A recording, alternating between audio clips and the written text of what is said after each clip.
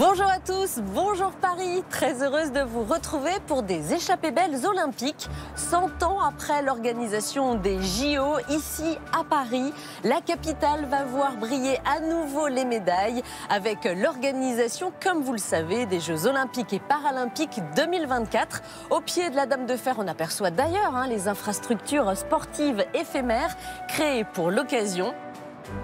Chaque année, des millions de visiteurs viennent découvrir la ville lumière, mais cette année, aux couleurs des anneaux olympiques, est vraiment particulière.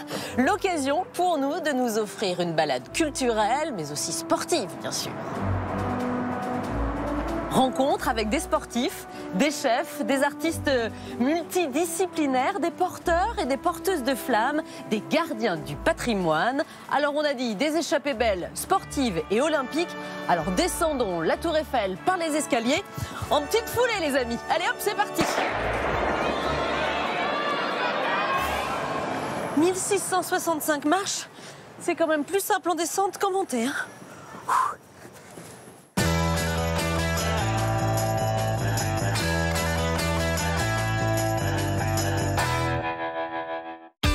Paris est un terrain de sport unique au monde. 3, 2, 1, action!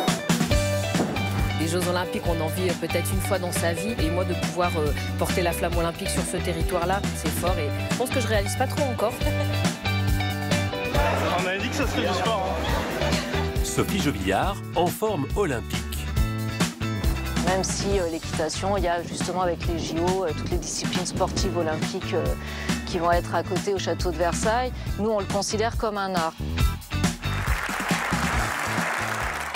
Pour une visite de la capitale très rythmée. Je pourrais monter les marches en petite foulée, j'ai descendu celle de la Tour Eiffel. C'est un peu de sport.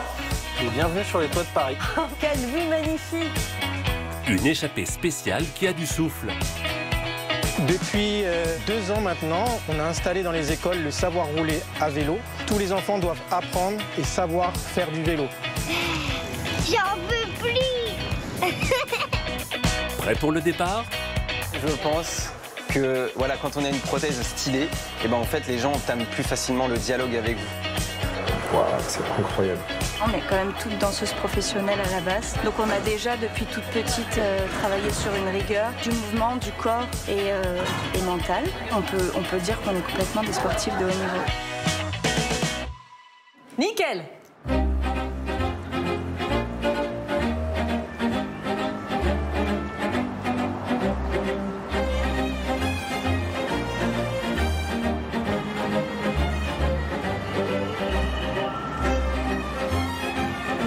Alors là, pardon, mais quelle vue derrière nous. C'est le spot, on est presque au cœur des Jeux.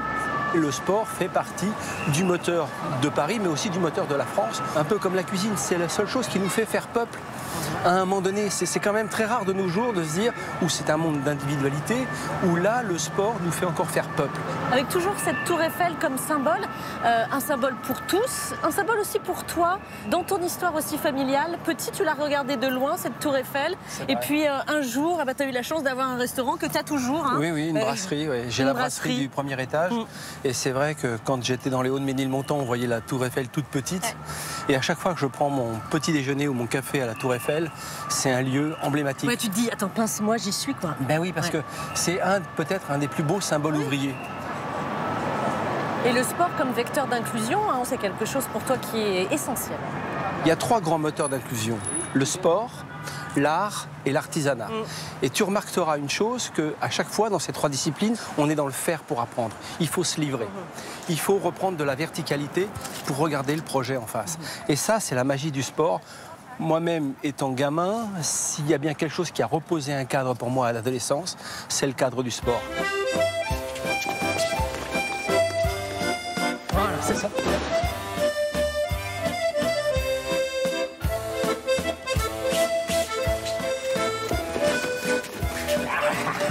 Reprends l'initiative, voilà. Tout doux les gars, tout doux. Ça va bien se passer. Comment on salue quand on arrive sur un tatami? Comme ça? Ouais. Ah, Sophie. Ça va, Thierry? Très bien. Quand on cherche Thierry Marx, quand il n'est pas derrière les fourneaux, c'est qu'il est sur un tatami de judo. C'est vrai. Mais c'est grâce à Benoît. Salut Benoît. Bonjour Sophie. Ça va? Vous allez bien? Toi, tu pratiques depuis très très longtemps. Ceinture noire. Combien de dates? 4, mais les grands gradés, c'est ça, hein. Ceinture rouge et blanche. Mon petit doigt me dit que tu as entraîné des grands champions, un certain Teddy Riner, il me semble. Teddy Riner, oui, de 2003, 2004 à 2012. Je l'ai amené à son premier titre olympique à Londres. Et puis après, je me suis occupé des autres, notamment les personnes qui sont éloignées de l'emploi, mais aussi le monde de l'entreprise, avec toutes les valeurs du judo. Tes JO à toi, c'était en tant que commentateur. Oui. Hein, t'en as couvert plusieurs. Alors j'ai fait en tant que visiteur, ça sera ma 4e Olympiade, mais j'ai eu la chance de couvrir les commentaires sur France Télévisions pour les Jeux de Tokyo. Aller chercher les Japonais chez eux, c'est toujours très emblématique. Et je pense que ça a mis nos judokas et judokates françaises sur la bonne ligne de la confiance pour les Jeux de Paris. Ouais, c'est là. Moi, le judo, ça fait partie de... j'irais presque de mon cadre éducationnel du quotidien. C'est-à-dire que je pense judo, je travaille, mais je mets en pratique le geste, le feu, comme je l'évoque souvent en cuisine, ensuite le bon timing et la maîtrise de son énergie, parce qu'il ne suffit pas d'être fou furieux comme ça en entrant, il faut savoir gérer, reprendre la distance, revenir au contact. Tout ça, c'est un jeu de stratégie et qui sert beaucoup dans la vie, pour la vie professionnelle, d'entreprise, mais aussi pour construire des jeunes enfants, des fois à affronter cette vie qui est quand même pas un long fleuve tranquille. Bon.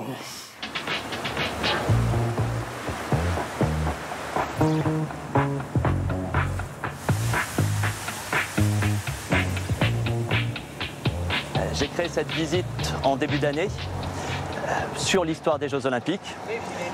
Et donc j'ai été contraint de le faire parce que personne ne l'avait fait avant moi. On est assez bon pour faire monter des grands sportifs jusqu'à l'excellence. Et par contre, dans la vie quotidienne, le sport, c'est pas dans notre culture au jour le jour.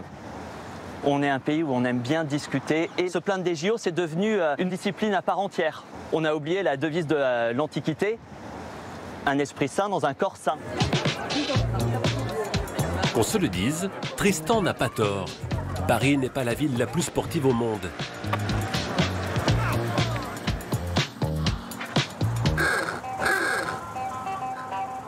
Pourtant, Paris est bien une cité olympique. Il y a 100 ans, elle accueillait les JO.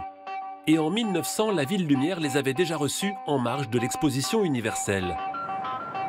La fameuse Expo universelle. On se trouve quasiment à l'endroit où il y avait la porte monumentale de Paris. Avec 3200 ampoules, il faut imaginer la nuit en 1900. C'est une nouveauté absolue, l'électricité dans la ville. Qu'est-ce qui va se passer en 2024? Voilà notre parc urbain avec le breaking. Ce qui est intéressant, le breakdance. On est sur une partie d'un art urbain de 1912 à 1948. On a eu vraiment des compétitions artistiques pures. On faisait de la littérature, de l'architecture, de la sculpture, etc., etc.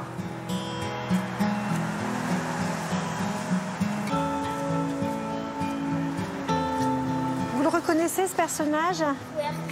Voilà, Héraclès, c'est le nom grec, ou Hercule. Donc là, vous avez Héraclès en train de faire un des 12 travaux.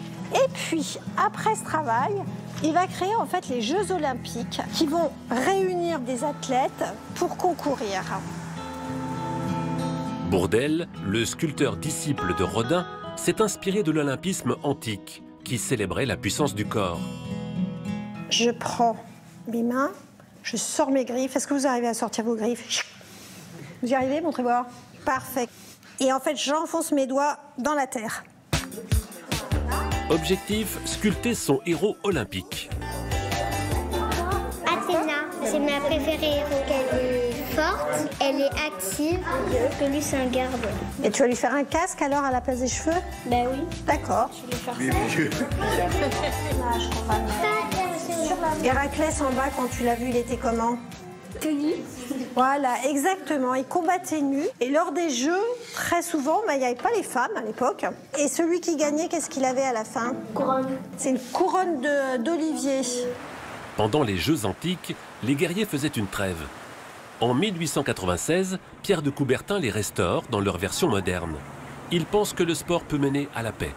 Allez, je vous montre à quoi ça ressemblait à l'époque, pendant les Jeux de Paris de 1900 et l'Expo universelle. cette même année, voilà ce que les Parisiens voyaient en bord de Seine. Assez magnifique. Pour l'occasion, le Grand Palais a été construit. En 2024, les athlètes de para-taekwondo et d'escrime s'y affronteront. Une expo universelle, est-ce que ça lui donne un caractère universaliste? Pas vraiment. En fait, c'est plutôt le témoin de l'époque colonialiste de la France, ce Grand Palais. Malgré bien sûr des aspirations croissantes des nations à devenir indépendantes, mais à cette époque-là, on réprime bien sûr toutes ces aspirations. Avant même les Jeux, on a des journées dites anthropologiques. Pendant 2 jours, on va faire s'affronter des tribus amérindiennes, des Sioux, des Navajos, des Syriens, des Patagoniens, dans des disciplines dont ils ne connaissent pas les règles.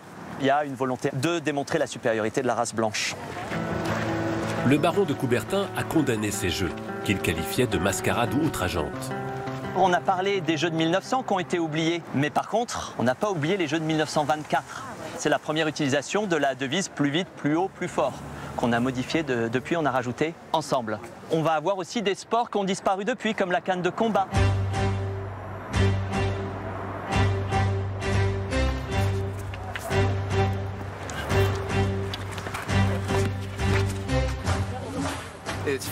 C'est génial d'être à Paris, la plus belle des villes, pour découvrir la canne avec ceux qui respectent cet art. Si j'ai bien compris, c'était plus l'aristocratie qui portait la canne et qui l'utilisait pour se défendre dans la rue. Tac, tac. S'il y a parmi vous des adeptes du nunchaku, c'est un mouvement classique en nunchaku. Tac, tac, tac. L'histoire de la canne de combat, elle remonte au 19e siècle. Les rues de Paris n'étaient pas sûres à l'époque, en tout cas c'était l'argument des maîtres d'armes d'escrime qui ont décidé d'enseigner la canne. L'arrivée des transports en commun a rangé la canne au placard et la Première Guerre mondiale a tué nombre de maîtres d'armes. La discipline s'est ainsi perdue jusque dans les années 80. Sous Napoléon, l'utilisation des épées était interdite. Donc les hommes, pour continuer à se défendre, ils utilisaient leurs cannes domestiques. Et donc ils se sont entraînés dans la rue. Les femmes ne portaient pas la canne. Donc si elles s'entraînaient, à mon avis, ça devait être plus caché.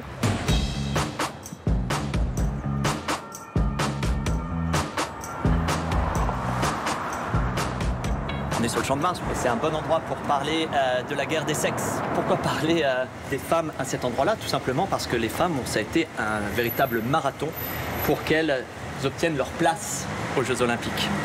Bon, vous savez en 1896 quelle était leur participation. Bon, 0%, hein, pour faire très simple. Les Jeux Olympiques de 2024 vont être les tout premiers Jeux à 50%. Pour l'anecdote aussi, notre petite Frige, à quoi elle a été comparée? Ah ben bien sûr, quoi, je vous entends pas. Ah, quoi non.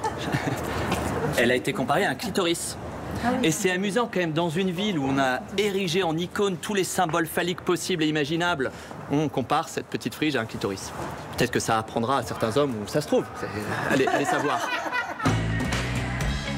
Pour Coubertin, le rôle des femmes était de couronner les vainqueurs.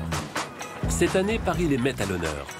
Et pour la première fois, la dernière épreuve disputée sera féminine. Il s'agit du marathon, en hommage à l'une des premières manifestations de femmes de l'histoire, lorsque les révolutionnaires ont marché jusqu'à Versailles.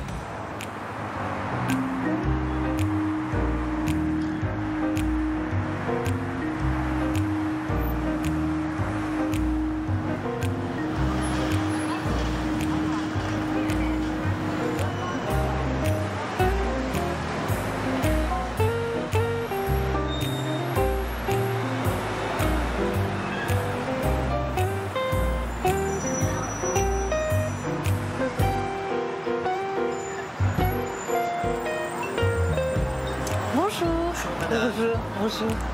3, 2, 1. Pas mal ça. Ok, si tant qu'on l'a pour la vidéo, c'est tout n'importe quoi.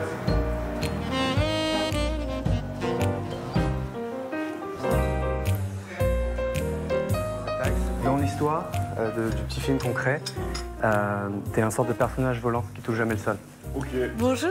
Salut Mathieu. Salut Sophie, ça va? Ça va? Écoute, ravi de te rencontrer. Quand un homme volant rencontre un autre homme volant, qu'est-ce qui se raconte? Eh ben, écoute, une belle histoire, en tout cas, je l'espère. Là, on est en train de réfléchir, voilà, à le faire sauter, à le faire voyager dans ce monde imaginaire du Plaza Athénée. D'accord, parce que toi, en général, on te voit sur les pistes de saut en longueur, tu bats des records. On ne voit pas trop dans les palaces, on ne voit plus sur les stades, mais ça me fait plaisir de pouvoir évoluer aussi dans d'autres conditions. Oui, parce que là, juste avant les Olympiades, tu te prêtes au jeu d'une séance photo avec Mathieu Forget. Je disais homme volant, mais c'est bien comme ça qu'on t'appelle. Oui, le flying man, l'homme volant, forget man, j'ai plein de noms, mais voilà. En tout cas, mon terme d'expression, c'est la lévitation et le mouvement. 3, 2, 1, action.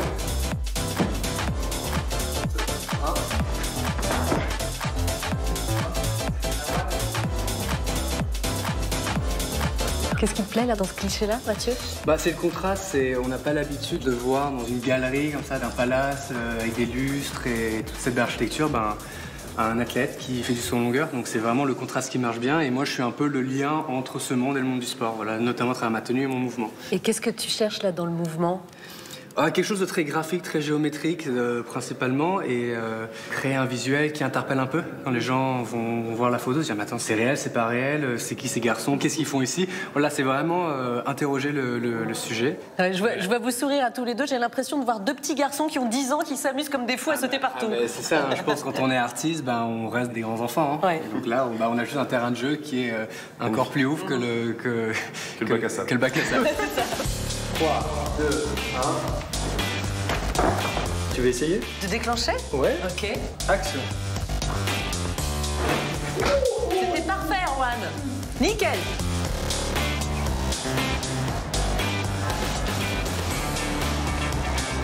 Alors évidemment, avec toi, j'ai aussi envie de parler du monde du tennis. Parce que quand on a un papa qui s'appelle Guy Forget, un parrain qui s'appelle Yannick Noah, quand on a joué quand même à un haut niveau, parce que tu as joué à un haut niveau au tennis, la voie était toute tracée, non, pour que ce soit ton sport de prédilection? Alors il y a eu quelques attentes de se dire, oui, le fils Forget va peut-être prendre la relève. Et à un moment donné, je me suis dit, est-ce que j'arriverais à atteindre vraiment le top 50, le top 100 du tennis, que c'est un milieu qui est tellement compliqué.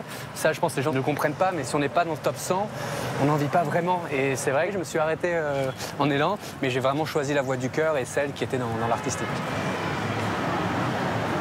Le deal que j'ai eu mes parents quand j'ai découvert moi l'artistique à travers la danse hip-hop, c'était je veux partir vivre aux États-Unis et je veux danser avec Michael Jackson, avec Usher, je veux être dans les clips à la télé. Donc j'ai eu un petit deal avec eux, si j'arrive à avoir une bourse universitaire, et mes études seront payées par mon sport et je pourrais faire de la danse, du cinéma, toutes les choses qui me passionnent. Et c'est ce qui s'est passé. Et c'est ce qui s'est passé. Et c'est notamment là-bas que j'ai commencé à partager mes idées et mon contenu sur les réseaux sociaux. C'est ça qui a tout d'un coup m'a donné des millions de vues et être suivi par des centaines de milliers de followers.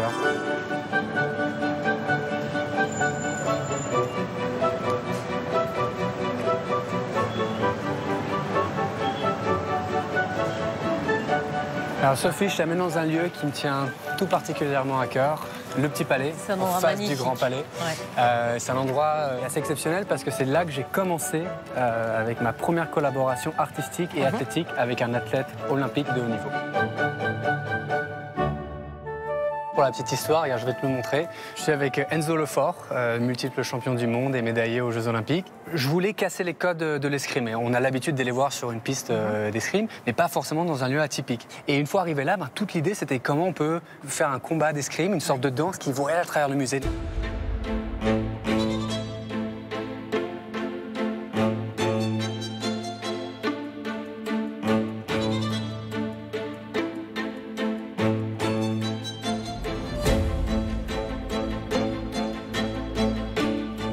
Alors, tu vois cette photo-là, c'est la première du début du shoot. Elle a été faite juste ici. Enzo était assis là. Et moi, je vois ça sur la je me suis posé là et je fais un saut comme ça.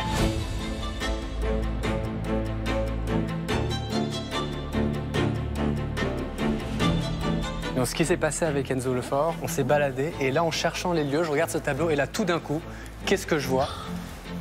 Je vois cette perspective. Je vois ces lignes, je vois ce magnifique tableau de Monet là-bas dans le fond et je me dis mais voilà mon cadre, il est là.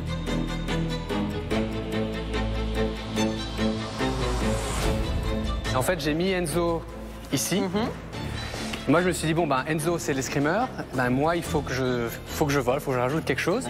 Alors d'ici c'est un peu compliqué et en fait J'ai couru et j'ai pris appui là-dessus et j'ai sauté comme ça et j'ai essayé de mettre un coup d'épée dans les airs.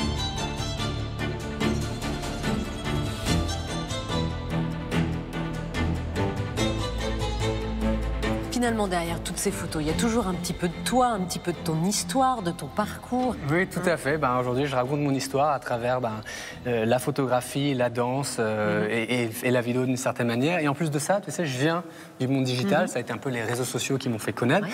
Et aujourd'hui, j'essaye un peu de faire de ce passage du digital au réel, mais aussi de faire le pont entre les deux. Et regarde, je te montrais, petite surprise, j'ai un téléphone. Ouais. Et à travers une application spéciale que j'ai, regarde ça. Ah oui, donc il y a une vidéo qui s'enclenche directement. On voit vraiment les coulisses de cette prise de vue. On peut utiliser notre téléphone pour avoir une relation un peu intime et un peu différente avec une œuvre d'art. Ah oui, c'est vraiment une autre façon de découvrir une œuvre d'art. Mais bravo pour tes photos. Moi, j'adore ton univers. Je suis très heureuse d'avoir passé ce moment-là avec toi et que tu aies accepté que je vienne voir comment ça se passe, côté coulisses. La vie est une œuvre d'art. Je sais que c'est un peu ton credo, mais j'ai l'impression aussi que la vie est un jeu. La vie est belle, non, tout simplement, dans le monde de Mathieu Forget. Oui, j'essaye en tout cas, j'essaye d'apporter à ma manière un peu de légèreté, de poésie dans ce monde et rester un grand enfant.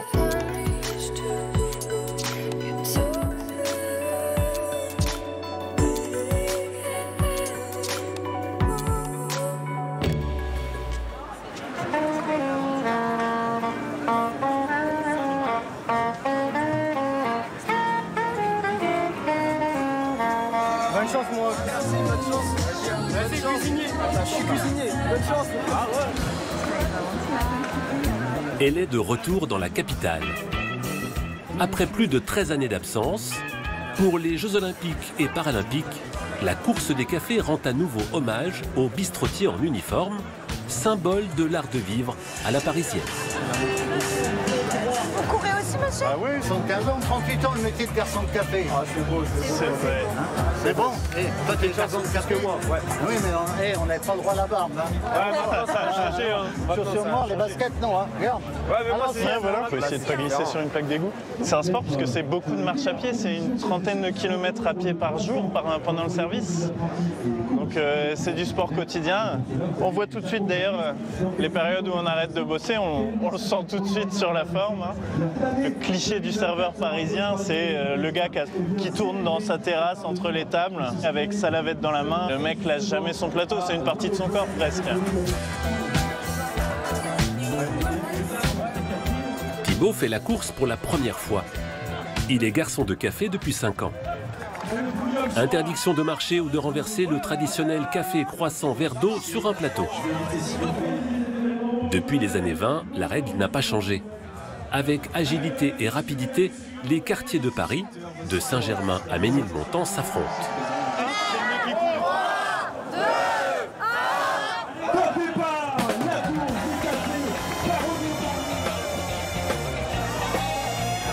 On avait dit que ça serait du sport. Hein. Ça tire dans les jambes, on sent l'entraînement. Hein. Je savais que j'aurais dû mettre mes chaussures électriques.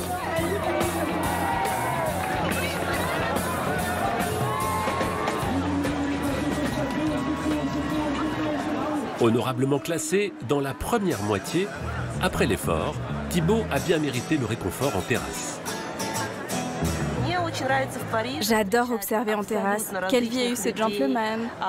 Et ce couple, pourquoi ils se disputent? Ici, c'est la liberté. Les gens peuvent s'asseoir dans la rue, parler. J'adore. Il y a tant de diversité, il y a de la place pour tout le monde en terrasse. J'aime cette mixité. Bon, les serveurs français n'ont pas bonne réputation. Ils sont un peu arrogants, mais ça va. Enfin, ça dépend d'où on parle. Dans ma culture, on est froid. Alors moi, je les trouve sympas. On estime qu'il y a plus de 12 000 comptoirs parisiens. Il y a des rituels à respecter pour y accueillir les millions de touristes.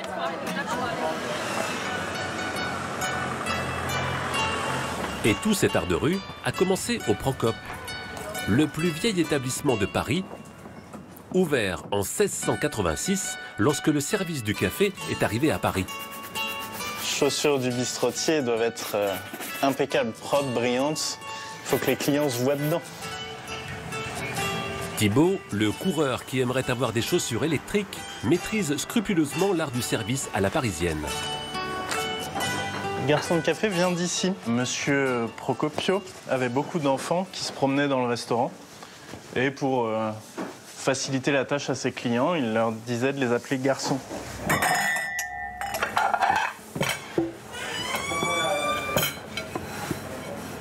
La clientèle à notre ouverture pour le café parisien ici, c'était plutôt des clientèles bourgeoises.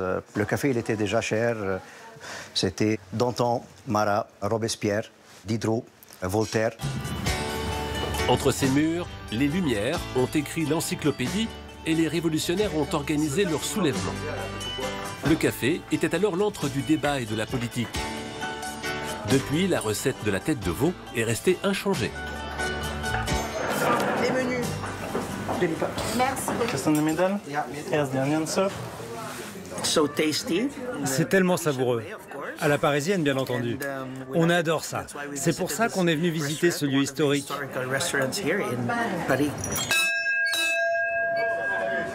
Avec la révolution industrielle, les cafés d'intellectuels sont devenus bistrots d'ouvriers et de travailleurs.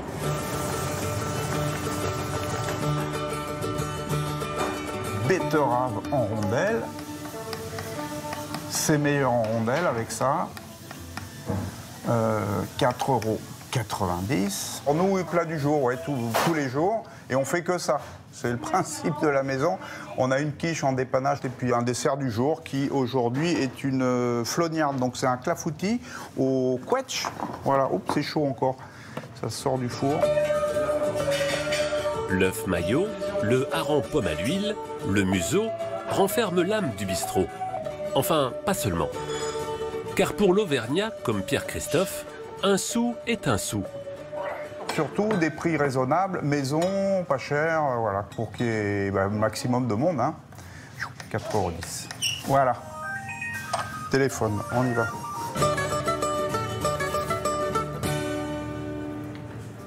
Alors l'Auvergne et les bistrots de Paris, oui, ça date du 19e siècle, du chemin de fer en fait. Hein. Parce qu'initialement, bon, l'Auvergne c'est une région pauvre. Et ils venaient tenter leur chance à Paris. Et à force d'accumuler des petits centimes en faisant des métiers très durs, ils ont pris un petit local en pas de porte où ils vendaient, ils continuaient à être porteurs d'eau, mais ils vendaient aussi un petit peu de bois, un peu de charbon, où ils vendaient du vin, où ils faisaient parfois à manger, ne serait-ce qu'un petit plat du jour ou un petit truc. Et bah, c'est ce qui est l'ancêtre de nos bistrots, quoi. Hein. Mesdames, bonjour. Ah, vous rejoignez monsieur, d'accord. La définition officielle du bistrot est observée. Un comptoir ouvert toute l'année, toute la journée, à toutes les catégories sociales, avec un plat du jour maison et abordable.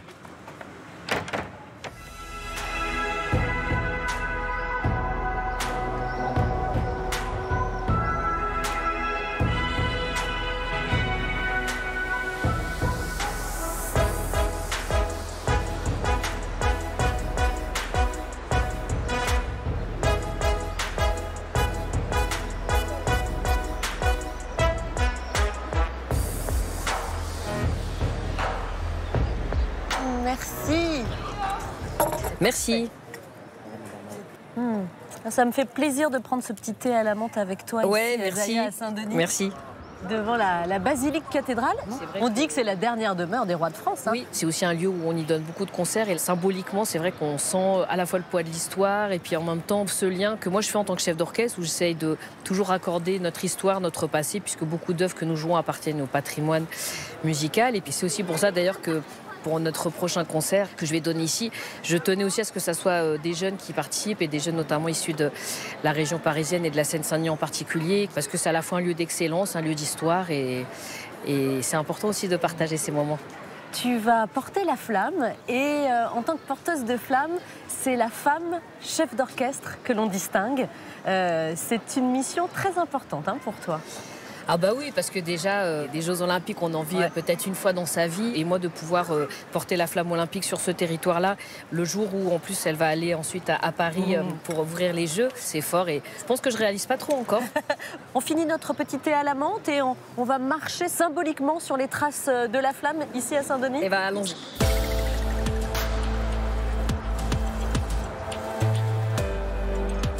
Chacune dans notre couloir, Zaya? Oui, ça y est. T'es prête dans les starting blocks? Ça y est, j'y vais. Je t'imagine avec la flamme là. On fait la course avec maman? On fait la course?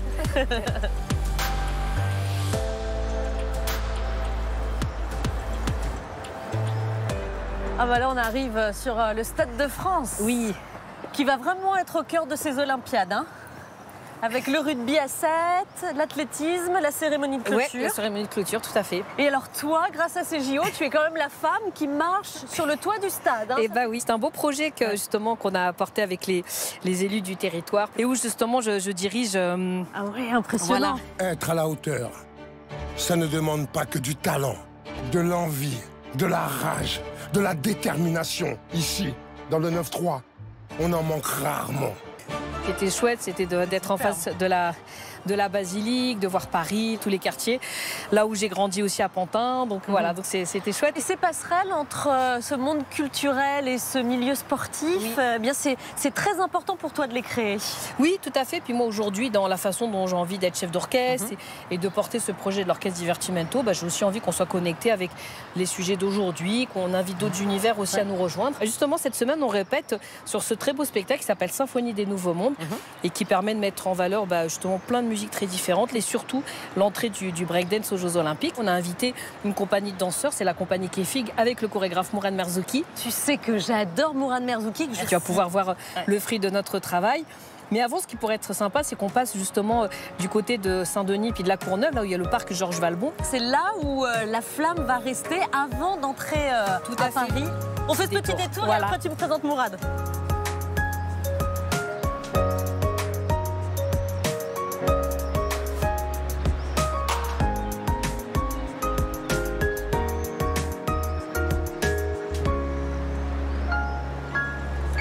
Très agréable cet endroit. Hein. Moi, je sais que quand on était petit, on venait se prendre aussi l'air et puis s'amuser ici dans ce parc. Toi qui aimes casser un peu les clichés, les préjugés, les a priori, c'est pas forcément l'image qu'on a de la Seine-Saint-Denis où on pense plutôt à des milieux très urbanisés. Oui. Voilà, il y a aussi des parcs aussi beaux que celui-ci. Exactement, il y en a beaucoup d'autres en Seine-Saint-Denis. Il y a de magnifiques parcs un peu partout. Et voilà, et ce parc Georges Valbon ici qui est mythique et qui d'ailleurs va accueillir le plus gros site de célébration pendant les Jeux Olympiques et Paralympiques. Ça va vraiment être un lieu très festif, de rassemblement qui sera ouvert pendant toute la durée des Jeux. Exactement, on pourra se réunir pour fêter le sport, pour fêter les médailles. On aura l'occasion de partager justement de la musique et le sport à ce moment. Parce qu'il est déjà parti, on va l'appeler, mais c'est possible de l'inviter, nous.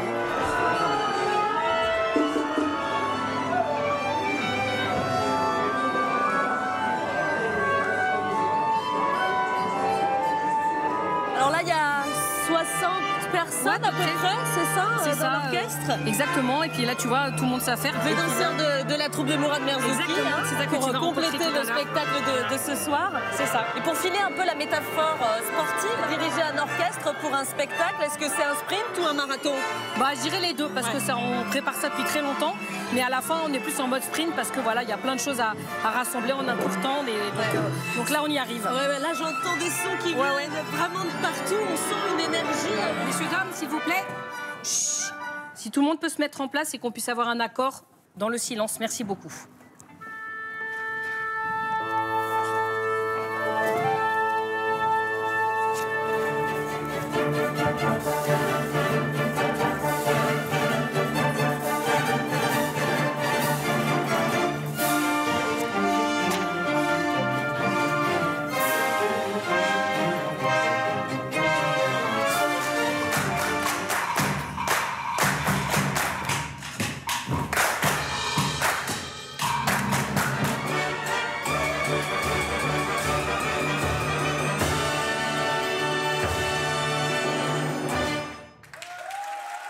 Oui.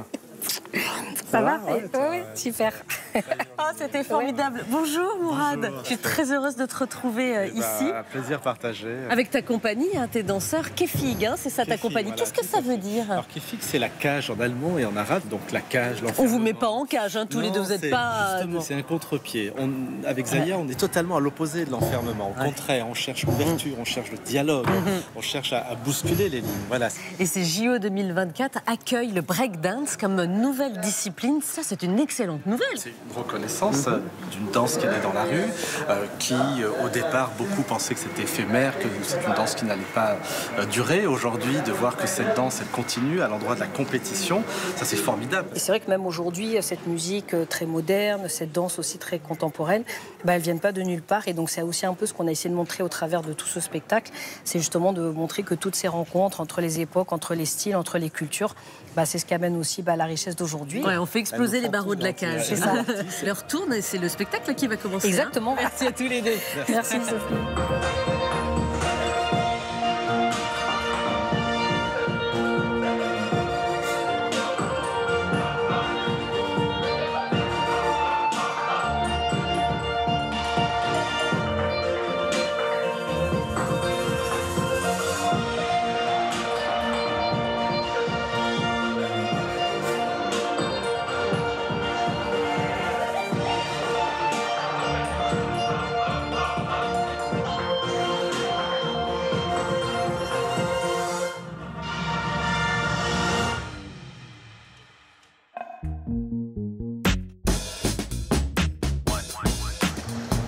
Depuis l'arrivée de la flamme olympique à Marseille, ils sont plus de 11 000 à la porter avant la cérémonie d'ouverture des Jeux.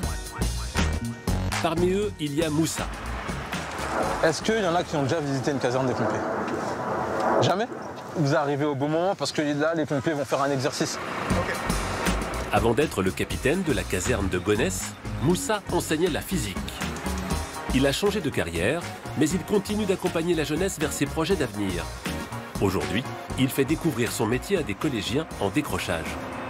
Pour moi, porter la flamme olympique, c'est vraiment une fierté, une reconnaissance. Ça veut dire que les actions que j'ai pu mettre en place ont été pertinentes. J'ai grandi pas très loin d'ici, au Blanc-Ménil, en Seine-Saint-Denis.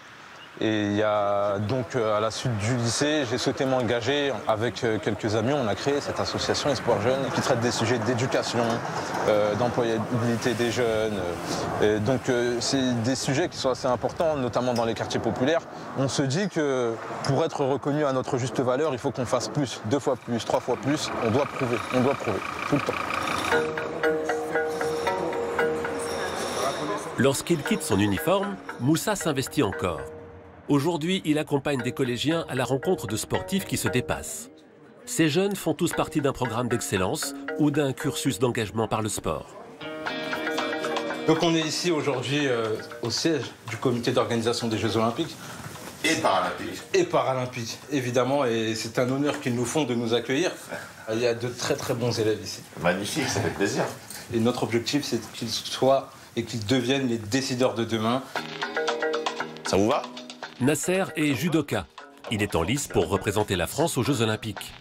Ouais, ça, il faut être timide. Il faut savoir prendre la parole en public, c'est important. Hein. Moi, j'ai la chance de ne pas voir, donc je ne suis pas intimidé. J'ai commencé à perdre la vue, j'avais 17 ans. Quand vous avez 17 ans, est-ce que vous avez fait plusieurs sports? Non, c'est vraiment à 20 ans, quand je suis arrivé à la fac, que j'ai commencé à faire de la muscu. J'ai rencontré un monsieur qui s'appelle Philippe Dehaye, qui est toujours mon maître d'armes, qui m'a appris le sabre japonais, l'aïkido, et qui m'a appris à perdre la vue. Et surtout, j'ai appris à regarder les gens droit dans les yeux quand ils parlent. On va faire une démonstration, viens, mon cher ami. Tu peux réciter l'alphabet? A, B... Le cœur. C, continue. D, le foie. F, le sternum. H, les bijoux de famille. J, le crâne. L, je suis précis, j'ai pas besoin de regarder. Continue. L, o, je peux toujours toucher ma cible. Grâce à quoi? S, T, U. Bien sûr. Grâce au son, grâce à l'écolocation, exactement. Moi, je dirais qu'à face des athlètes, ce qui m'inspire, c'est vraiment le fait que c'est pas du jour au lendemain, que c'est sur du long terme, qu'on met des efforts derrière pour se donner à fond l'excellence. Elle nous permet de montrer qui on est vraiment. Merci beaucoup, madame, les hommages. L'excellence, les porteurs de la flamme en sont de dignes représentants, comme Dimitri. Bien sûr. On va mettre juste un premier serre-joint là sur le joint, comme ça glissera pas. Il a créé une attelle d'apparat pour un athlète de saut en longueur. Elle est toute en bois. Là, du coup, on réalise le collage des 2 pièces de noyer. C'est une étape qui est assez importante parce que, en fait, c'est à partir de ce bloc de matière qu'on va pouvoir fabriquer la prothèse. C'est vraiment l'idée aussi de se rapprocher d'une matière organique. Arnaud Assoumani, c'est un athlète paralympique qui est né sans avant-bras. Et en fait, l'idée de pouvoir travailler à partir d'une matière organique, ça permet aussi à un moment donné de pouvoir connecter à quelque chose de vivant. Alors là, voilà, c'est un des prototypes qui a été fabriqué.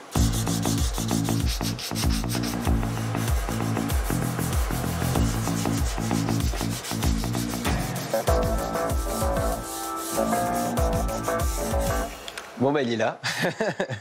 Bah, du coup, voilà. T'as vu comme elle est légère? Tiens. C'est fou.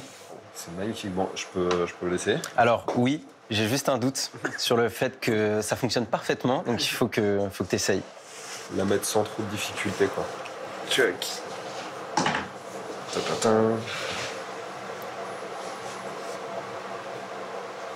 Ah oui, au fond, un peu, il manque pas énorme, mais... Il manque pour rentrer dedans, mais ouais. Déjà, je peux quand même le mettre. Wow, c'est incroyable. Magnifique. Trop bien.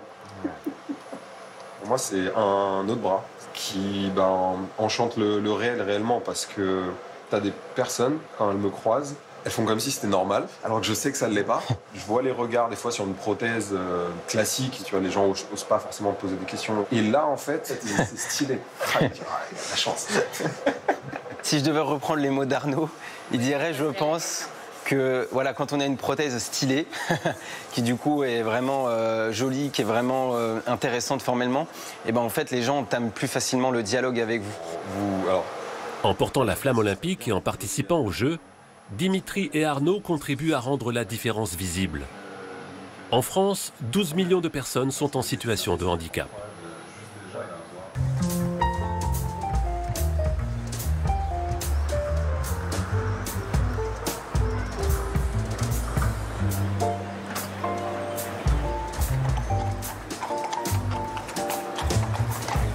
Bonjour.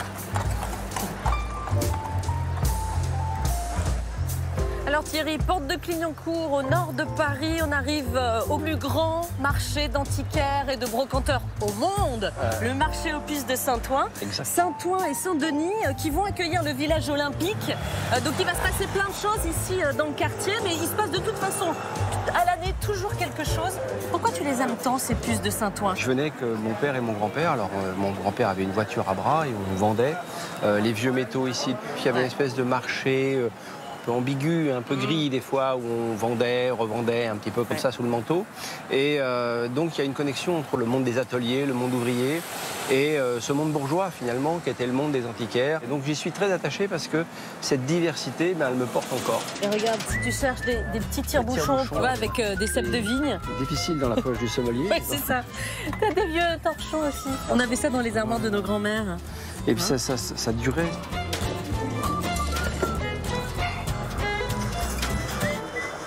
Toi, qu'est-ce que tu viens chercher ici? Alors, on n'est pas au supermarché, prendre son temps.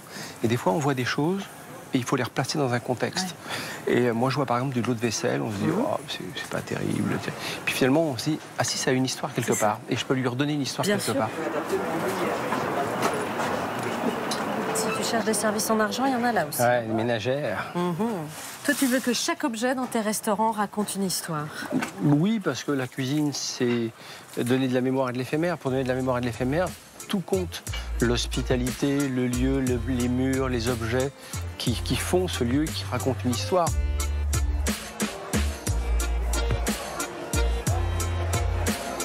Alors tu vois, moi, ce qui attire mon regard, là, ici, ce sont ces lustres à Pampy. J'adore ça.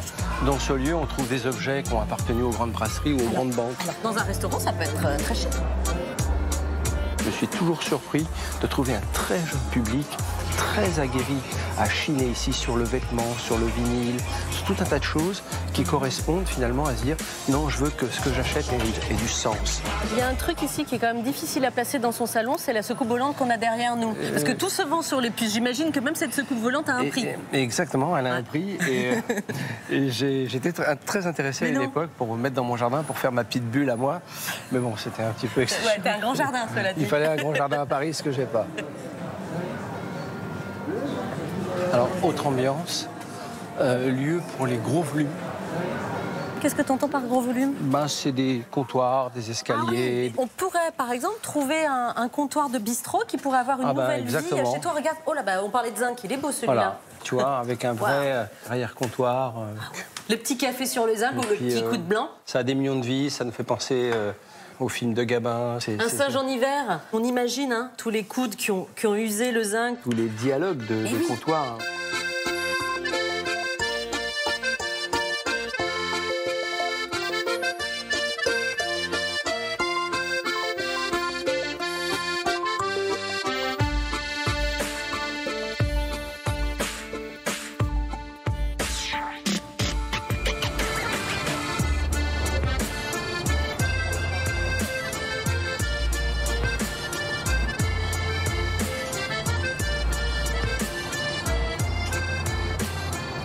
Les petits oiseaux, ça sent bon les fleurs. Ah ouais. Oh, c'est charmant ici. Quand tu me disais la campagne à Paris, on y est là. Hein. Ben voilà, moi c'était mes moments de rêve. J'allais chercher ma maman qui était au laboratoire Lurquin en bas, qui n'existe plus. Et je jouais, pensant que j'étais au fin fond du Gers. C'est ça. Nous, on vivait dans les cités ouvrières, donc quand je venais là, je m'inventais le village de Mary Poppins, enfin, je m'inventais plein de trucs. Mais voilà, c'était une ambiance qui me sortait un petit peu du monde urbain, très chahuté par moment, des quartiers que je fréquentais. Et là, j'avais l'impression d'être apaisé.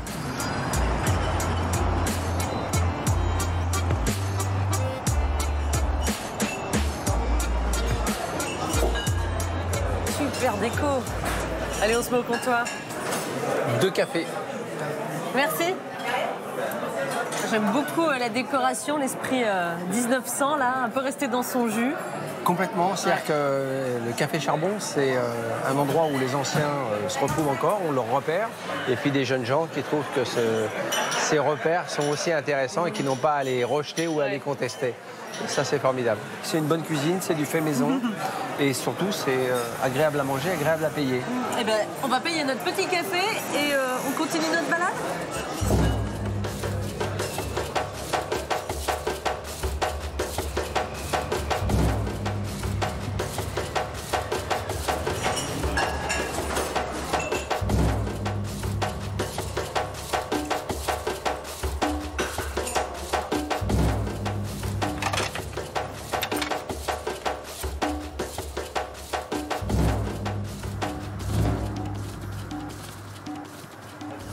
Je te vois très concentré là en préparant cette recette de poisson, un petit peu comme au judo où il te fallait aussi comme ça être bien ancré hein, pour pouvoir t'entraîner.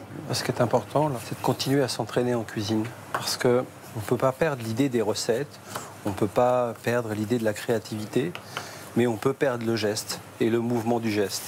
Maîtrise du geste, maîtrise du feu et maîtrise du temps. C'est ce qui m'impose aujourd'hui, cette discipline, de continuer à m'entraîner tous les jours, à faire au moins 1 heure de coupe et de découpe. Et un peu de cuisson, et dans le bon timing. Sinon, on perd quand même ça, et finalement, si on perd le geste, eh bien, on devient esclave de la machine. C'est comme ça que Marx a parlé du prolétariat. Qu'est-ce que tu es en train de préparer là? C'est un turbo qui va être cuit avec des petits légumes, un turbo mi-cru, mi-cuit. Un petit peu de sésame torréfié. Mais toi, tu vas m'aider à mettre la petite fleur d'ail qui ira bien sur les salicornes. Dégustation. Ah bah, j'ai beaucoup de chance d'être ici avec toi dans les cuisines de ton nouveau restaurant, mon cher Thierry. Les athlètes d'ailleurs, hein, sur ces Jeux Olympiques, auront aussi la chance de goûter les plats de grands chefs qui vont cuisiner pour eux. Alexandre Mazia, le Marseillais, grand sportif aussi comme toi, sûr, lui c'est le basket. Il a le volume pour le basket. Il est grand, ouais. Et Amandine Chéniaud. Hein, et Akram Benallal. Akram, formidable cuisinier. Des super chefs hein, pour les athlètes. Non, mais ça montre aussi la diversité et la dynamique de la gastronomie française. Moi, je voulais vraiment te remercier pour ta générosité, mon cher Thierry. C'était vraiment un des moments très précieux que j'ai passé en ta compagnie. Partager, c'est la base de notre métier. Faire naître le désir. Et ça, c'est quelque chose qui me touche tout particulièrement, et notamment donner envie à des gens en vie. Ouais, bah, écoute, voilà, moi, j'ai très envie de goûter ton plat. Alors, tu vois, ce légume encore croquant. Moi, j'ai commencé par le ventre du poisson. C'est délicieux. C'est un peu le lardon du poisson. Et puis après, évidemment, tu as le dos du turbo, le filet du turbo. Ma petite fleur marinée, là. On va manger la fleur d'ail avec le morceau de turbo. Je t'ai pas attendu, j'ai déjà mangé, moi. J'imagine bien. Très, très bon. Très fin, très équilibré, très savoureux. Merci beaucoup, chef. Merci, Thierry. Merci, avec plaisir.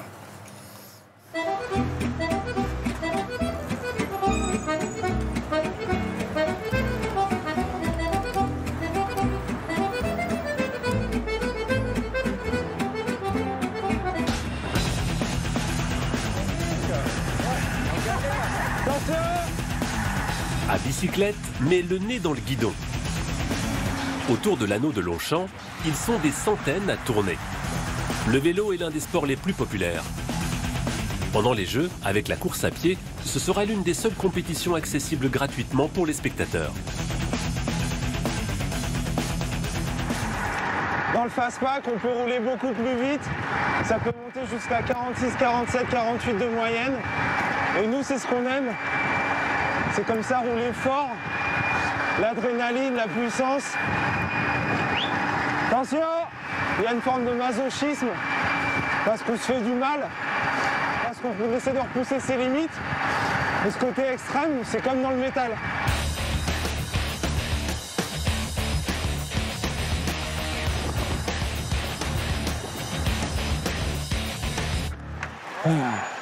Augusta, c'est lui qui a accéléré comme un ouf à un moment là. Et là, ils n'étaient pas prêts, à mon avis, à l'accélération. Ça a écrémé, ouais. Rouler jusqu'en enfer. Samuel a créé ce groupe de métalleux sur roue. Il détient le record du nombre de tours de piste à Longchamp et il avale plus de 700 km par semaine. Pour cela, il a adopté le vélo taf pour se rendre quotidiennement au lycée. Samuel est professeur d'anglais. Tous les jours, tout le temps, j'adore et c'est le meilleur moyen de transport pour moi qui soit dans Paris. C'est largement plus rapide que la voiture, ça peut même être plus rapide que le métro, se déplacer en toute liberté un peu partout. Le fait de pédaler, ça crée de la dopamine, etc. Enfin, je veux dire, physiologiquement même, c'est bon pour la santé bien sûr, mais aussi même mentalement. Au début, je comprends que ça puisse un peu faire peur à certains parce qu'on va être face à des comportements, si on les a pas anticipés, qui peuvent nous surprendre. Let's go. Sorry I'm late. Good morning. Hello. Selon une étude de l'Institut Paris Région dans la capitale, le vélo a pris l'ascendant sur la voiture pour les déplacements intramuros. Avec cette mobilité douce, les cours de vélo pour les adultes et les enfants se multiplient. On fait attention. On a toujours les mains sur les freins. Distance de sécurité à peu près un vélo entre chacun d'entre vous, ok? Ensuite, on est toujours bien à droite. Avant de s'engager, on regarde à droite et à gauche. On est prêt? On regarde bien devant soi, on y va. Sébastien a pris goût au vélo en Guyane, lorsqu'il allait au collège à bicyclette. Aujourd'hui, il transmet son plaisir citadin. Là, regarde, t'es plus bon, Wassim. Faut rester concentré, faut pas regarder les gens qui passent. Depuis 2 ans maintenant, on a installé dans les écoles le savoir rouler à vélo. Tous les enfants doivent apprendre et savoir faire du vélo. C'est vraiment très important maintenant. Et donc le but, c'est que quand ils sortent en CM2, qu'ils sachent faire du vélo. Du coup, les parents qui ne savent pas faire du vélo doivent aussi apprendre. Et du coup, ça fait des familles entières qui apprennent à faire du vélo, alors qu'à la base, elles ne se déplaçaient qu'en transport en commun. Et ça, je trouve vraiment que c'est un beau changement. Là, il y a une grande montée, là. Il va falloir accélérer tout à l'heure. Changer la vitesse.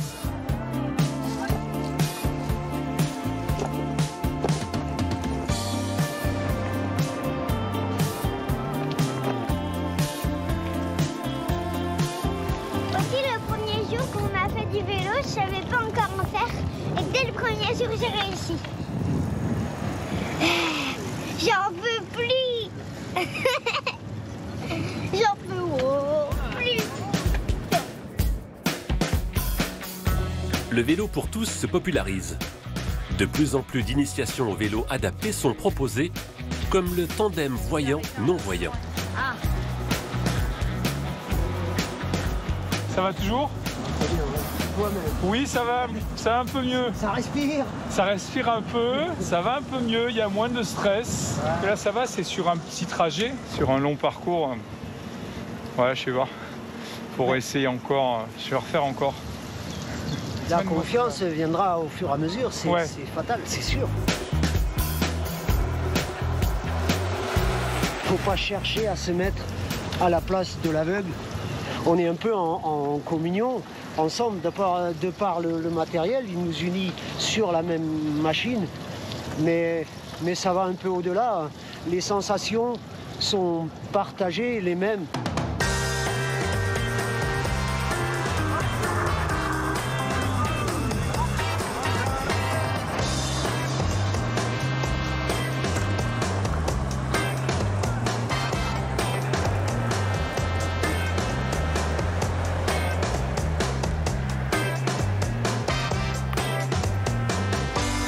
Salut Antoine. Bonjour Sophie. Ça va? Ça va, je t'ai vu arriver, je pense que tu es presque prête pour le cyclisme au JO. Exactement, quand on arrive au quartier latin, là, c'est un bon entraînement. C'est ça. Et superbe endroit pour un rendez-vous. Là, juste devant le Panthéon. Oui. Un lieu que tu affectionnes particulièrement, toi, le passionné d'histoire, de patrimoine. Oui, moi je travaille pour une entreprise en fait de tailleurs de pierre et on a travaillé pas mal de fois ici. Et ce qui est intéressant, c'est que clairement au cœur des monuments historiques, on a un beau panorama en fait sur pas mal de chantiers qu'on a pu faire. Le bâtiment est quand même très très remarquable. Et je vais te raconter une petite anecdote, c'est que les portes monumentales qu'on a derrière nous s'ouvrent uniquement pour 2 occasions. Donc récemment pour la panthéonisation de Missak et Méliné Manouchian, mais quand il y a des travaux, elles s'ouvrent également pour les tailleurs de pierre pour laisser passer le matériel. Alors aujourd'hui, on n'est pas du tout en phase de chantier, non. Du coup on va passer par la petite porte. Très bien, mais c'est bien aussi. Hein. Parfait.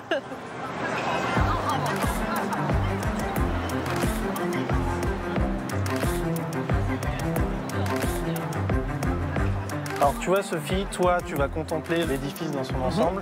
Moi le souci, depuis que je travaille dans les métiers de la restauration du patrimoine, c'est que je ne peux m'empêcher de voir les détails. Et les petits défauts. Exactement, ou d'essayer de comprendre comment a été construit le bâtiment. Ouais. Donc tu peux retrouver par exemple sur les façades ce qu'on appelle des trous de boulin, qui sont les anciens ancrages en fait des échafaudages. Ah oui, c'est les petits carrés qui ont été rebouchés en fait ponctuellement. Mais le souci c'est qu'en fait il y a un état un peu hétérogène en fait des restaurations qui ont été faites. L'idée si on refait ces colonnes-là, c'est d'essayer de retrouver une homogénéité, retravailler les joints, retravailler les patines, boucher les petits éclats en fait qu'il peut y avoir à certains endroits pour vraiment avoir quelque chose d'homogène.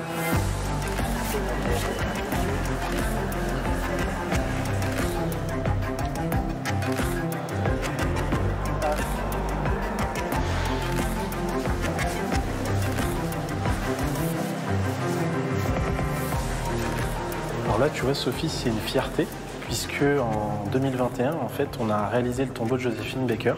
Donc, ce que tu vois au-dessus, en fait, et au fond, c'est les alcôves qui sont encore libres pour les prochains candidats à la panthéonisation. Nous, notre travail, donc, c'est de tailler les pierres en atelier, de venir les assembler ici même, et ensuite, en fait, après la panthéonisation, de venir faire la finition avec le nom et les dates. C'est très émouvant d'être là parce que Joséphine Baker, c'est la première femme noire à être entrée au Panthéon. C'est très touchant. D'ailleurs, je vois que son tombeau est toujours fleuri. Et fleuri. Et pour nous, c'est une vraie fierté, en fait, d'avoir pu, si je peux dire, apporter notre pierre à l'édifice en travaillant sur cette petite partie de l'histoire française.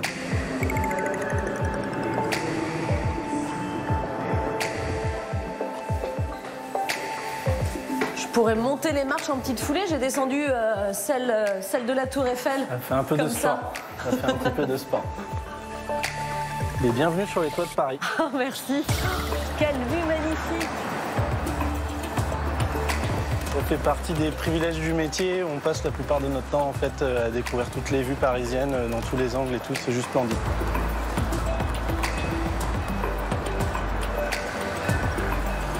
Tu as une vue assez exhaustive de pas mal de chantiers qu'on a fait, notamment Notre-Dame sur l'île de la Cité, le dôme du tribunal de commerce et la préfecture de police de Paris. Et puis après, un peu dispatché partout sur tout le panorama, on retrouve un peu nos œuvres. Ouais.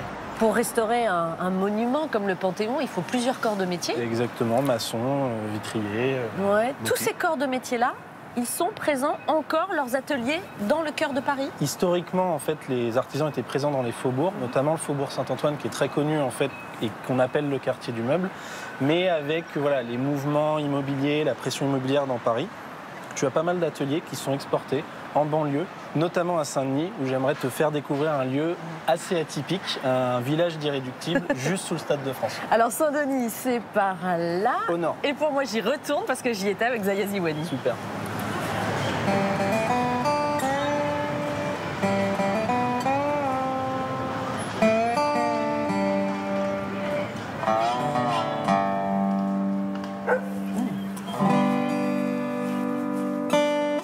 Sur un site qui s'étend sur combien d'hectares là? Tu as 18 000 mètres carrés un petit peu à peu près sur l'ensemble du site. Donc là, c'est les futurs ateliers Pictet, donc les verriers d'art qui sont en train de s'installer. Alors c'est vraiment un endroit incroyable, hein, presque un décor de film ici. Ça s'appelle l'Orfèvrerie, pourquoi? Exactement, alors on est en fait dans l'ancien site de production de l'Orfèvrerie Christophe, qui est un des orfèvres les plus connus en fait du 19e et du 20e, qui a quitté le lieu en 2008, date à laquelle le site a été classé monument historique. Et récemment, l'écosystème Érige a décidé d'y installer ses entreprises et de recréer en fait dans l'esprit des faubourgs parisiens un lieu unique. Donc tu es dans une sorte de village, de faubourg des métiers d'art qui est en train de reprendre vie au cœur de Saint-Denis, juste sous le Stade de France.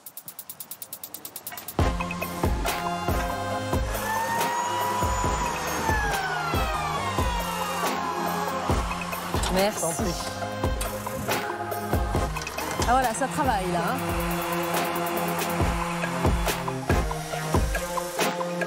Donc bronzier, ébéniste, qu'est-ce qu'on trouve comme corps de métier? Tu as aussi des verriers avec les ateliers Pictet, la marborie de Vitry, des tailleurs de pierre.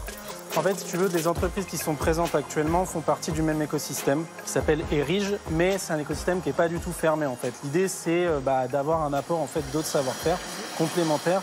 L'objectif étant de pouvoir répondre en fait à une demande pour aller sur des chantiers en commun. Et alors là, ce que j'entends, c'est le travail des ferronniers. Donc Christopher qui est en train d'effectuer en fait un travail de forge. Ah, c'est physique, hein? Ouais, un petit peu. Il faut que le métal soit à quelle température là pour que vous puissiez le travailler? Aux alentours de 900 et 1100 degrés. D'accord. Et ça paraît simple de lui donner une forme, mais je vois que vous faites beaucoup d'allers-retours en fait, hein? Ouais, bah en fait, l'enclume absorbe la chaleur. Et donc la pièce refroidit beaucoup plus vite. Moi, quand je vois une grille comme ça, je constate qu'il y a beaucoup de travail, hein, mais j'ai pas conscience que chaque élément a un nom. Par exemple, ce sur quoi vous êtes en train de travailler, c'est quel détail, si j'ose dire? C'est ce qu'on appelle un noyau. Ça? Ouais. Ok. C'est ce qui va être la partie d'une barre tout en bout. Ouais. C'est un élément décoratif qui a plusieurs différentes formes. Aujourd'hui, cette grille, elle va se retrouver où, par exemple? Alors ça, c'est une grille que tu peux voir en fait en couverture d'un ascenseur dans un immeuble haussmannien, par exemple. En fait, il faut voir, c'est que les outils ont un petit peu changé, mais le geste qui donne la forme en fait à la matière est le même depuis le Moyen Âge ou même avant. En fait, ça n'a pas réellement changé. C'est ce qui est intéressant dans nos métiers.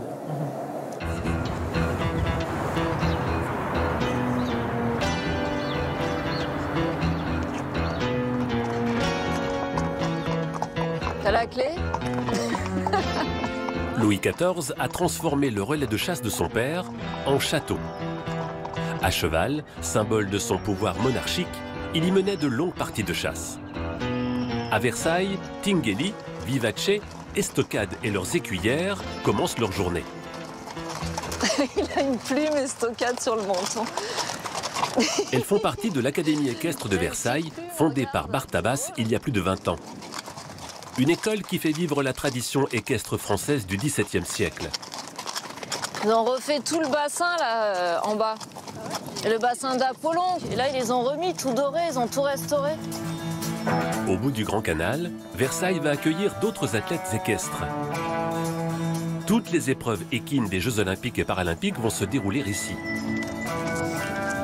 J'adore partir en balade très tôt le matin, comme ça, pour justement avant que les gens soient là, qu'il y ait trop de monde dans le parc.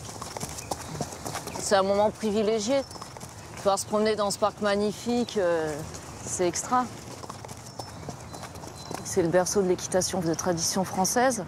Et depuis la construction des écuries Louis XIV, tous les grands écuyers de France sont passés par là et ont commencé à développer justement cette tradition d'équitation de légèreté.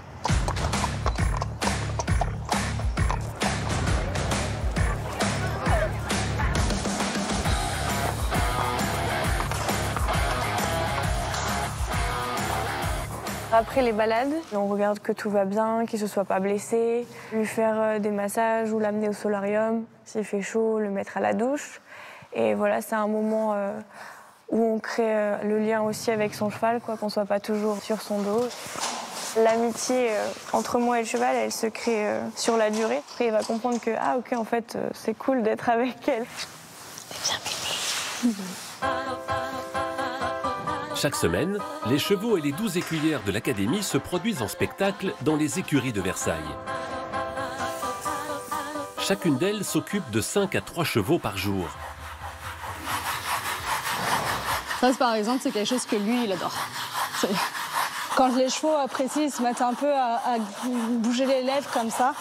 C'est un signe qu'ils aiment vraiment ce qu'on est en train de faire.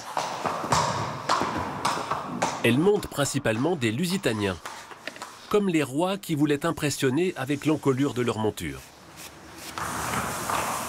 Ici, on est dans la grande écurie du roi. Il y avait des chevaux qui étaient utilisés pour la chasse, les grandes représentations. Et dans la petite écurie, c'était plutôt les chevaux d'attelage, les chevaux qui étaient utilisés pour les carrosses. Aux frontières du visible, rien de paranormal. Les écuries royales abritent les carrosses du sacre de Charles X ou celui des funérailles de Louis XVIII. On a des petites bêtes, je crois. Je crois, non, c'est sûr. Oui, on a une infestation. Elles ont été tranquilles, elles étaient à l'abri de la lumière, jamais dérangées.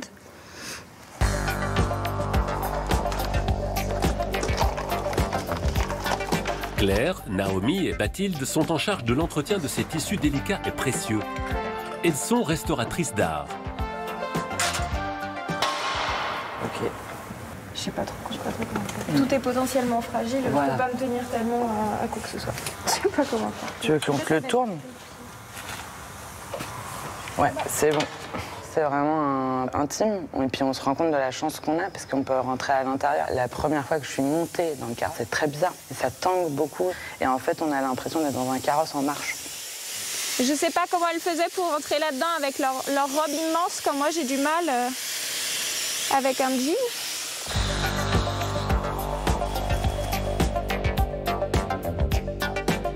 C'est la première fois que je pénètre dans celui-ci. Donc j'en profite pour faire un état des lieux, à la fois pour admirer et aussi pour vérifier son état de conservation. Les passementeries sont encore fraîches en haut. On voit encore la couleur d'origine, ce bleu. Puis surtout, les fils métalliques ne sont pas oxydés, donc celui-ci, il a l'air plutôt en bon état. Carrosse, berline ou traîneau, ce sont tous des véhicules hippomobiles, tirés par des chevaux. Grandissez-vous, le poids sur la fesse extérieure.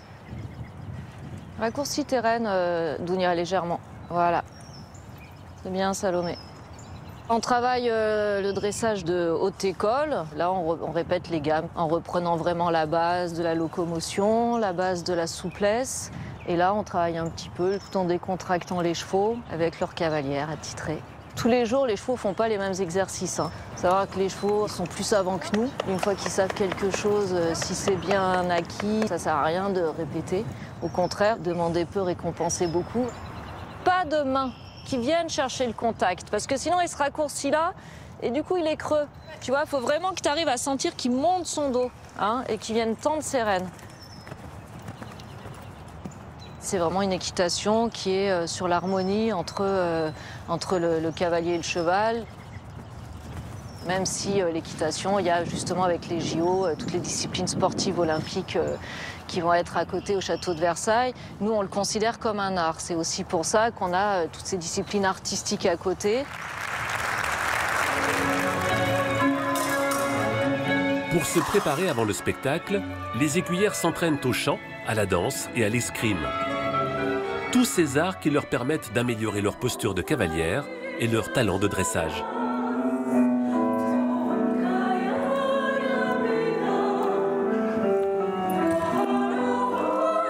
Le but de l'équitation est de faire croire que c'est simple. L'instructeur qui m'avait dit il y a longtemps, un bon cavalier fait croire que c'est facile.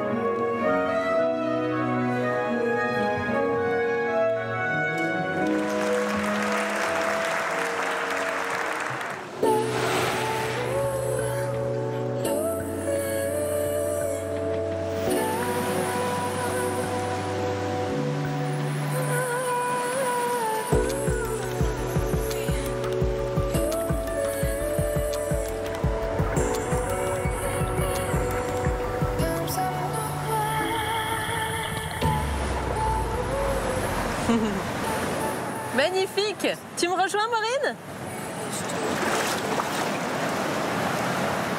Ça va, Maureen?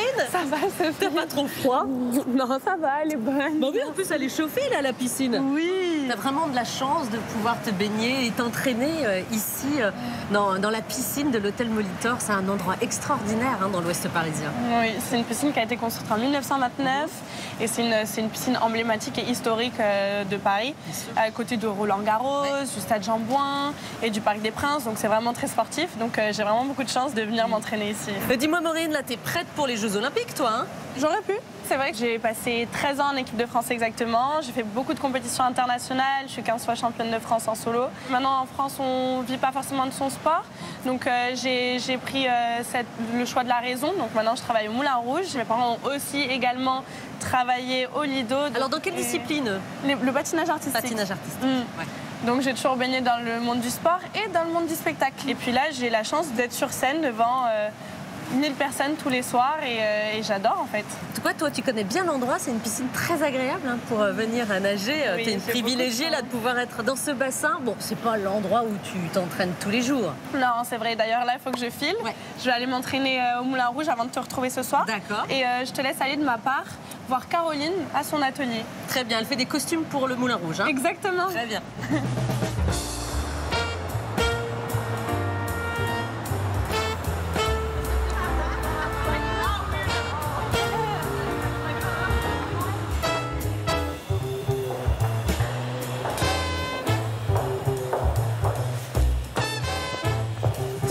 Petite aiguille suffisamment fine pour passer dans les tubes, vous pensez?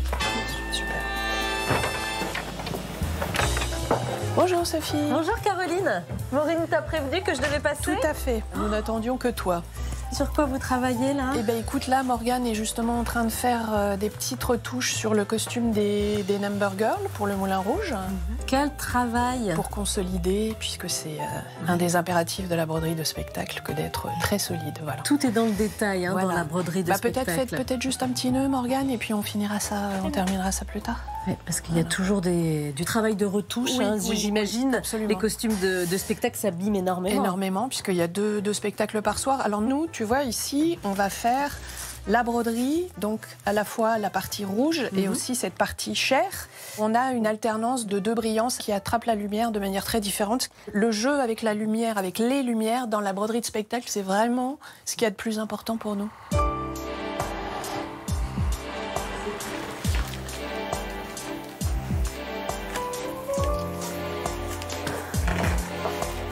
Donc là, on a un soutien-gorge qui est intégré donc dans le costume. Voilà, on voit très bien les coutures, les surpiqûres. Il y a une baleine, évidemment, pour soutenir la poitrine, pour que ça fasse une très jolie poitrine. Il ne faut pas qu'elle se blesse, hein, donc je vois que tout ça est très souple. Voilà, tout doit être très doux pour que les danseuses puissent bien évidemment faire la chorégraphie qui leur est demandée.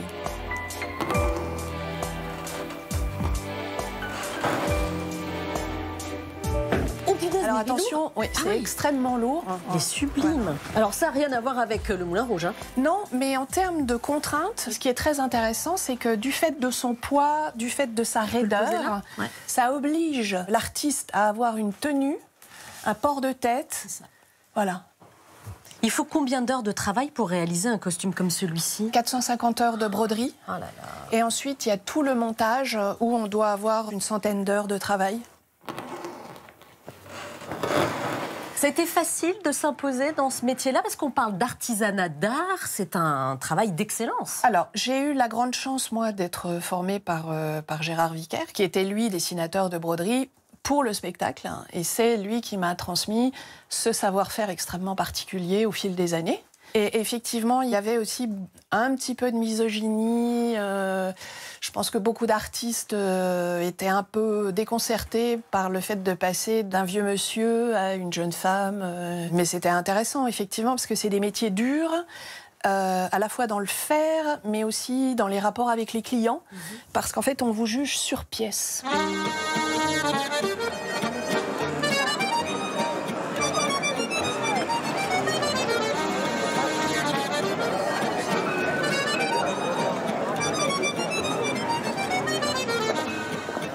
Avant de livrer ton costume au Moulin Rouge, on s'offre un petit détour par la butte Montmartre. C'est toujours aussi charmant, hein. Ça fait partie de la carte postale de Paris. C'est ravissant. C'est toujours ravissant.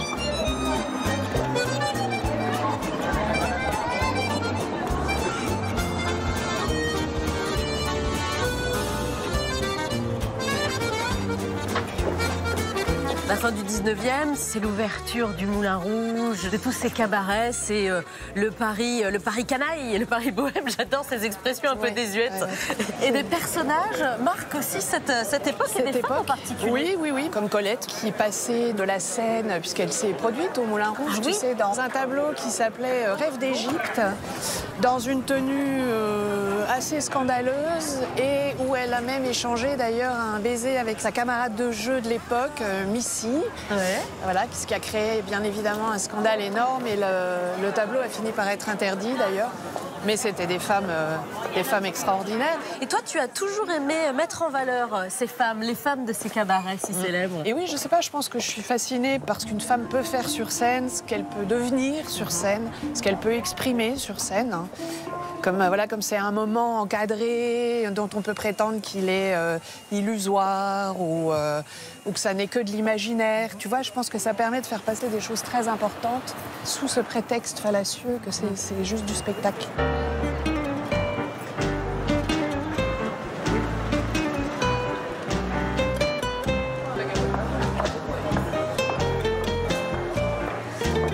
Bonjour à tous. Bonjour. Donc Sophie, je vous présente Mine, voilà, la mythique costumière du Moulin Rouge avec qui nous avons l'honneur de travailler. Vous savez que moi je rêve à chaque fois que je rentre dans des endroits comme votre atelier. C'est vrai qu'il y a toujours quelque chose de magique quand on voit ces costumes là sur les mannequins. On peut vous en faire un si alors, malheureusement Mine, je suis pas sûre d'entrer dans les costumes. Ça s'adapte, c'est ça, avec quelques retouches. Oui. Ça fait combien de temps Mine que vous travaillez ici au Moulin Rouge ? Depuis 67. D'accord. Pour une revue, il y a combien de costumes ? 800. Sur le plateau, 800. Pour une soirée, il y a 800 costumes ? Oui. Eh ben, on vous laisse l'essayer alors, René. On va aller derrière le paravent. Merci. OK.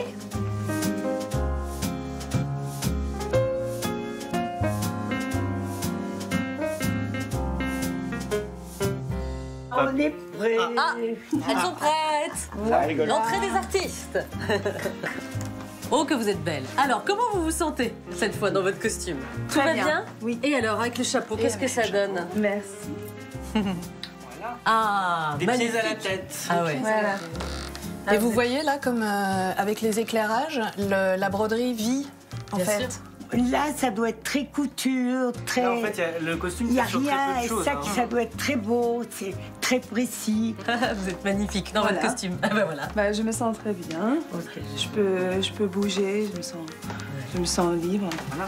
Et ben là, voilà. C'est parfait. J'imagine que ça te fait plaisir. Et ça brille, hein. Ouais, oui, c'est vrai que ça brille. Nous, c'est le moment où on comprend pourquoi on travaille et qu'on fait partie d'un tout. Et puis de voir la beauté des danseuses magnifiée par la coupe des costumes de Mine.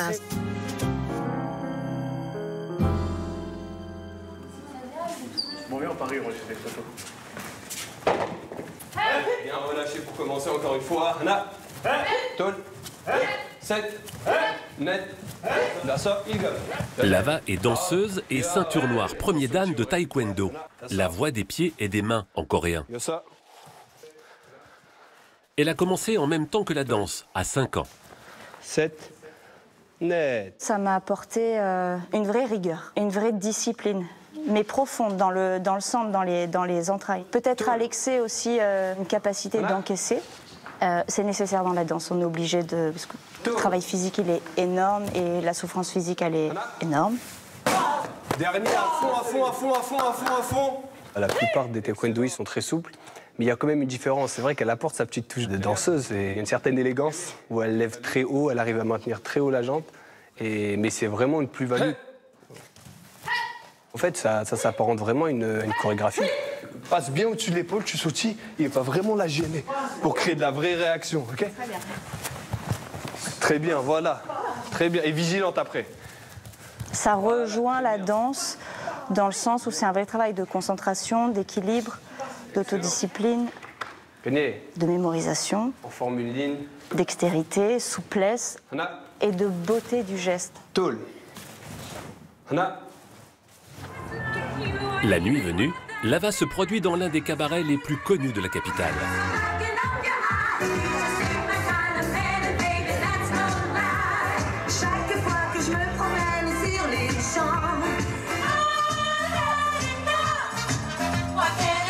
Et ensemble, les coudes, droite, gauche, voilà. Alors, très bien. Alors, depuis 13 ans, Lava est danseuse au Crazy Horse. with the style. OK. On est quand même toutes danseuses professionnelles à la base. Donc on a déjà, depuis toute petite, travaillé sur une rigueur du mouvement, du corps et mental. Le fait de monter sur scène et de faire 2 shows tous les soirs, en semaine 3 le week-end, oui, on peut dire qu'on est complètement des sportifs de haut niveau. Pouvoir danser autant dans une carrière danseuse, quand même des carrières courtes. En tout cas, au Crazy, il y a un moment où physiquement, le corps, il peut plus suivre, quoi. Du coup, c'est une chance inouïe. Pouvoir vivre de sa passion autant et monter autant sur scène. C'est quand même un rêve accompli. Ce rêve, c'est aussi celui de Decca et Circe. En dehors de la scène, l'entraînement physique est libre. Chacun sa discipline. Rappelez-vous, les devons s'appuyer, puis la bonne tonalité. Je ne veux pas de danse, je veux de tennis. Circe danse au Crazy depuis 1 an et demi. Decca depuis 12 ans. On n'est pas sur la scène, là, vous êtes trop sur la scène. Restez bien concentrés sur la balle.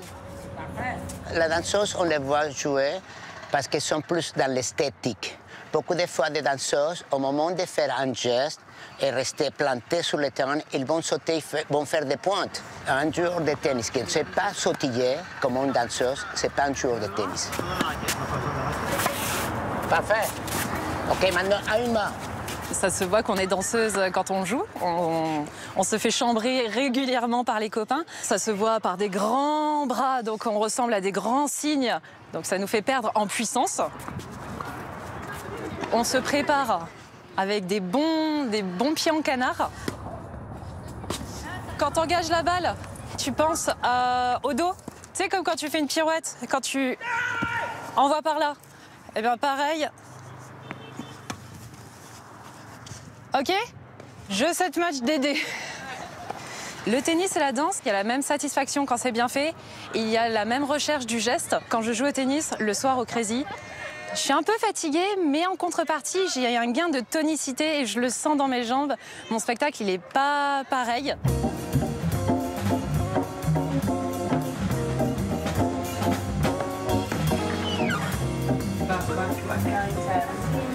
Alors à moi. C'est long, ça. Très long. Les perruques aident beaucoup à se mettre dans le personnage, dans le sens où c'est vraiment la signature du Crazy avec la cambrure.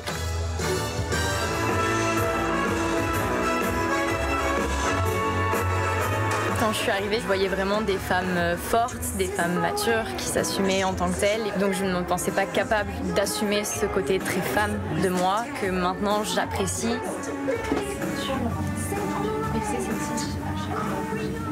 On est des femmes fortes, on est des femmes indépendantes, on est des femmes actuelles, dynamiques.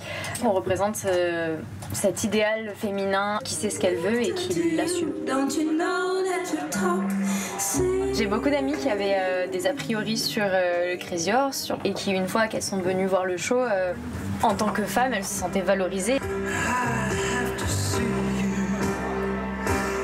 J'ai beaucoup d'amis qui m'ont dit mais moi aussi j'ai envie qu'on me voit comme une femme comme ça qui donne toute son énergie, qui en jette tout simplement et qui tous les soirs prouve à quel point elle est belle et elle est forte et elle le sait.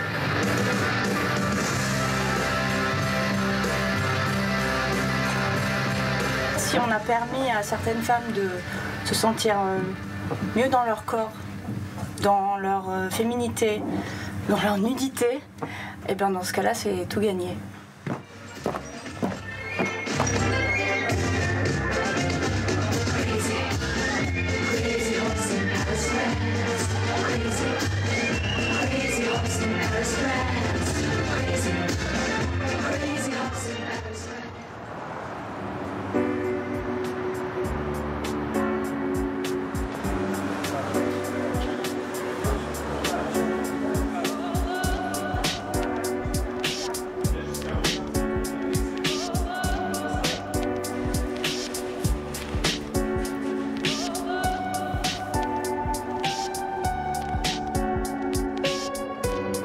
Amorine, je te retrouve. C'est formidable de découvrir le Moulin Rouge côté coulisses, c'est toujours magique. Là, on est à quelques heures du spectacle. Hein. Oui, exactement. Je vais faire une dernière répète là. D'accord. Mon numéro, c'est un numéro dans l'eau, dans un bassin totalement transparent. Et il dure 5 minutes et figure-toi que je respire que 3 fois. Ah oui, donc il faut être aussi championne d'apnée, quoi. Oui, c'est vrai, c'est pour ça qu'il faut s'entraîner comme tu as vu tout à l'heure. Oui, j'ai vu ça. À quoi tu penses quand t'es dans l'eau, là, dans le bassin? Tu es très concentré sur ton numéro, tu te dis, oh, quand même, j'ai de la chance d'être ici, sur la scène du Moulin Rouge. Alors, la chance, mais je suis concentrée, mais je suis surtout dans l'échange avec le public. C'est vrai que c'est hyper important pour moi de leur montrer que j'aime ce que je fais, de leur montrer ma passion pour la natation synchronisée et de leur montrer que c'est féerique, quoi. Ben, c'est ça, c'est féerique. Bon, je te laisse répéter parce que je sais que le spectacle va bientôt commencer, que les répétitions, c'est primordial. Hein. Ludovic, tu peux nous mettre la piscine, s'il te plaît ?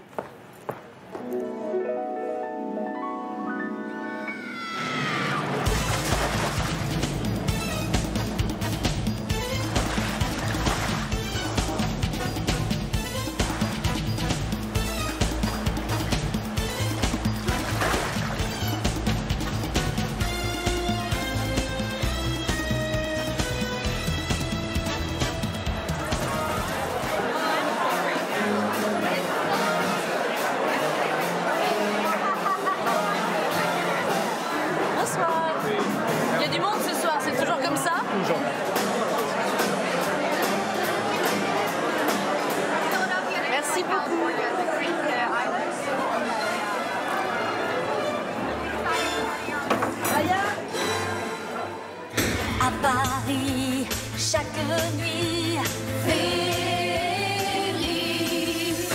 Dans la brume, tout s'allume, féerie. Paris n'a pas sommeil, alors il se réveille et il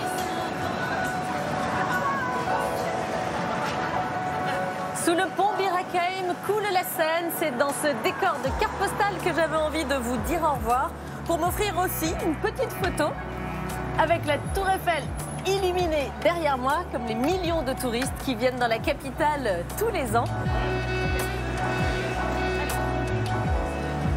J'espère que cette balade, pas tout à fait comme les autres, mais finalement pas si différente de nos échappées belles habituelles, vous aura plu. Des échappées belles sportives et olympiques. Inclusion, égalité, parité, excellence, amitié sont quelques-unes des valeurs que j'ai eu envie de véhiculer dans ces échappées belles. Je souhaite bonne chance à tous les sportifs pour ces Olympiades. Paris va vraiment briller avec toutes ces médailles. J'espère vous avoir permis de découvrir ou de redécouvrir la capitale sous un nouvel angle. Je vous dis donc à très bientôt et comme d'habitude, faites de beaux voyages!